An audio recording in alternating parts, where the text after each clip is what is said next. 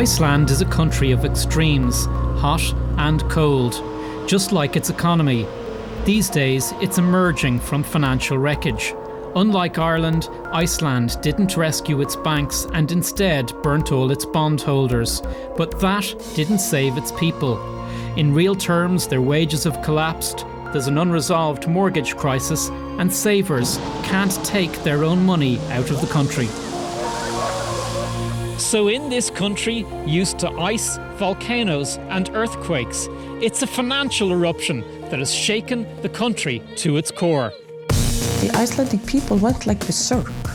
You know, it was like never having an apple in your life and all of a sudden you're standing in a whole store of apples and you just eat until you puke, you know. I lived a very luxurious life and I was just a student, you know, buying lobster and nice wine and taking trips abroad and then, so that's no longer, it's not like that anymore.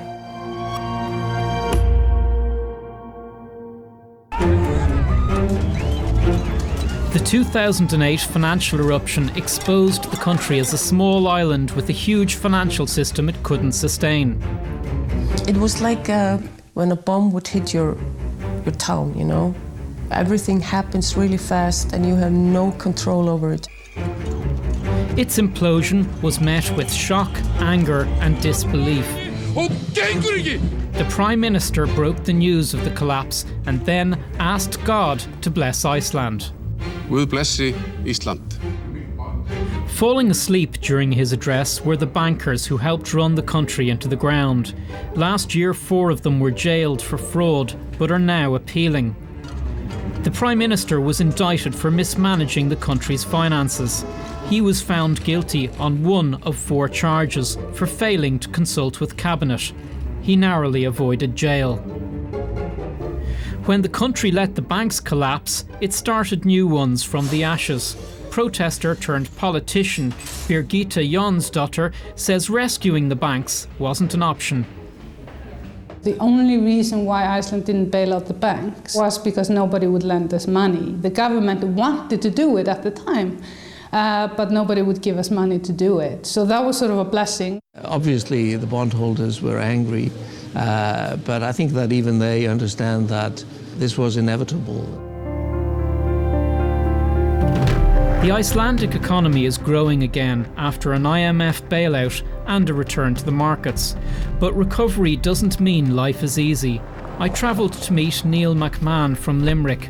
A teacher in Iceland for 36 years, he's paid the equivalent of €29,000 in a country where the cost of living is far higher than Ireland. Like many Icelanders, he supplements his income with a variety of extra jobs. Well, of course, the kroner devalued by almost 80%.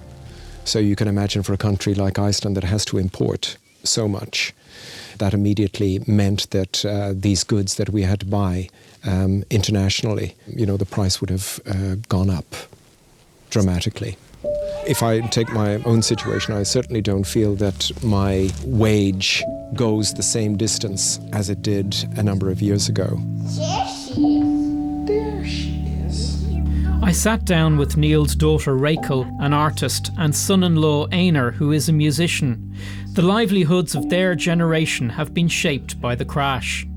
People kind of are fooled to believe that they still have the same salary. People still get the same amount of krona, so they don't really feel like it. You know, they still have their, you know, same paycheck. I mean, everything we buy costs twice as much. You know, going abroad costs twice as much. But it was like a party, and everyone had opened a beer and then another one. And people don't really blame themselves, and I think many people were greedy, definitely. Have many people left Iceland to work abroad? It depends on their education. Doctors, nurses, engineers. They have opportunity to go to Norway or Sweden and you know, get much better salaries. Emigration has helped lower unemployment from almost 10 to 4%. One figure which remains high is mortgage arrears. Asta Hafberg recently moved into rented accommodation with her family in a suburb of Reykjavik. she was unable to pay her loan on her home after she was made redundant. You could stand out here and watch the whales swim back and forth here. Wow. Like most properties, her house was bought with a mortgage which is unique to Iceland. It's linked to inflation. It means if somebody took a €100,000 loan in a year when inflation was 5%, the outstanding amount would rise to €105,000 after 12 months. So in Ireland, inflation eats away at your mortgage. In Iceland, it increases it. It is like so that if the price of food or gasoline or whatever goes up, the price of your loan also goes up because it's index linked. Every time that you pay off your loan, it's still going to get higher. Under normal circumstances, people can live with that because their wages also go up, usually actually faster than inflation. But what happened in 2008 was that inflation went up and reached something like 20% at its peak, but wages were flat, so we had a mortgage crisis. I had paid my loan for 5 years, and when I took it in 2005, it was 7.2 million, and when I couldn't pay off it anymore, it was 12.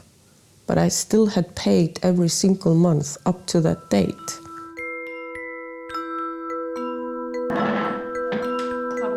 This is another family facing repossession. After 20 years selling houses, Philly Bjarnason now campaigns to help distressed homeowners hold on to them. We examined one astonishing example of a mortgage with increasing repayments. In Icelandic krona. The homeowner borrowed €168,000, and then over 40 years, if you include all of the interest and all of the additional interest as a result of inflation, they pay back in total over 40 years €3 million. Is that normal? That's incredible. Yes. People from other countries, they don't believe us. They don't believe that we are taking loan with linked to the inflation. This is crazy. I'm losing the house tomorrow to the bank. They're going to take it finally, and in some kind of really strange way, it is a relief. I mean, I am now blacklisted because of my bankruptcy. I cannot take a loan, and I probably will not be able to have a credit card, but somehow that also is a relief, because strangely as it sounds, they don't have any hold on me anymore, you know. In the heart of modern Reykjavik, this quaint building houses the Prime Minister's office. In the crash, this was the target of protests and anger. The government was run out of office. Surprisingly, the same party was re-elected last year with a new leader after promising mortgage debt forgiveness. We've already introduced our plans concerning this, and we will see these mortgages brought down considerably across the line. And this, I think, was necessary because of these very unusual mortgages, which resulted in the households, those with these debts, taking on a much bigger proportion of the burden. But with a huge mortgage crisis, the criticism is the plans don't go far enough. You know, I knew that it wouldn't be possible to do this because this has been one of the big things that we were working so hard on in my former party. And there has never been as incredible Wizard of Oz moment in Iceland as right now, when people are realizing that we can't get rid of the indexed mortgages. This is Iceland's Golden Falls. Part of it is frozen, just like its banking system, almost 6 years after its financial crisis began. People are restricted from taking their own money out of the country. It's called capital controls. I could not go down to a bank today and walk in and ask for €200. I can only get foreign currency if I actually go to the bank and produce an air ticket. And then I'm restricted to around 350,000 Icelandic kroner, which is the equivalent of around 2,000 euro. So there are severe restrictions on availability of foreign currency.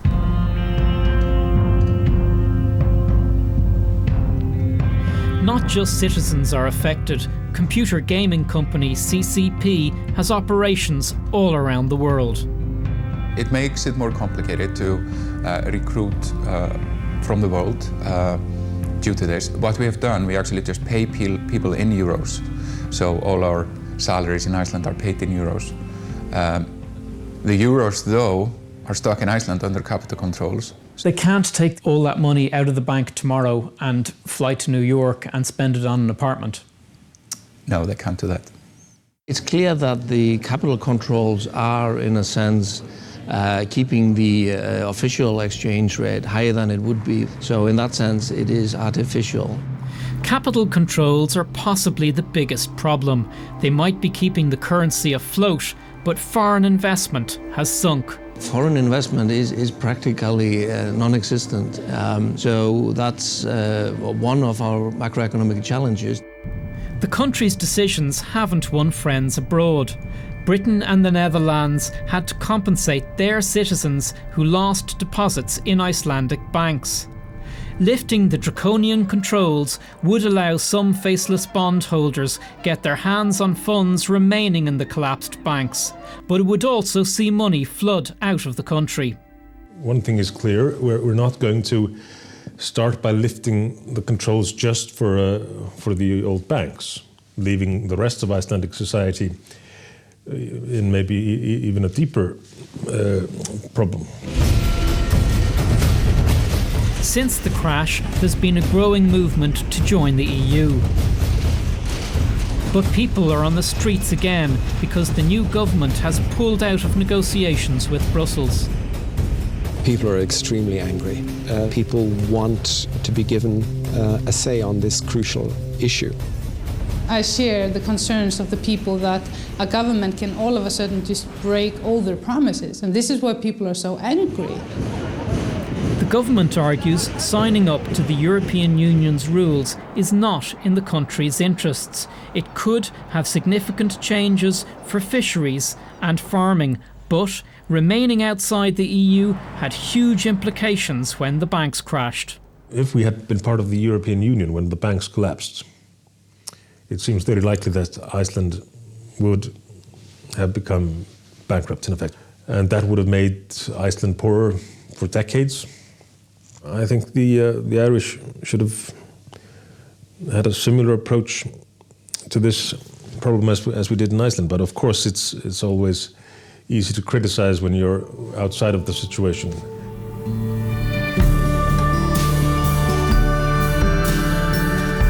On the face of it, life goes on.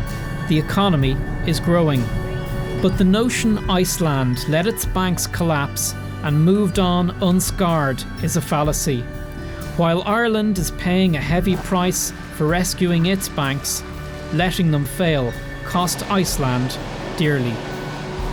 One negative consequence, obviously, is that trust in Iceland and Icelandic financial institutions vanished, and will probably take a long time to recover that.